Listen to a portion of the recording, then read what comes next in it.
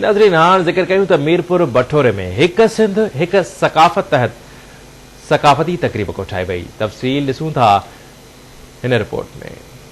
क़ौमुनि जी सुञाणप सकाफ़तुनि सां ज़िंदा रहंदी आहे। समूरनि सिंधी माण्हुनि खे 1 डिसंबर ते इज़हार यकजहती तौर ऐं पंहिंजी क़ौमुनि जी सुञाणप जे लाइ तमामु वॾे पैमाने ते माना लखें किरोड़े माण्हू रोडनि ते निकिरी अचनि ऐं पंहिंजी धरती सां इश्क जो माना इश्क करे मल्हाइनि। उन सां इदारनि पारां सिंधी सकाफ़त जो ॾियारो मल्हाइण वारी जेका रिवायत आहे उहा तमामु शानदार रिवायत आहे।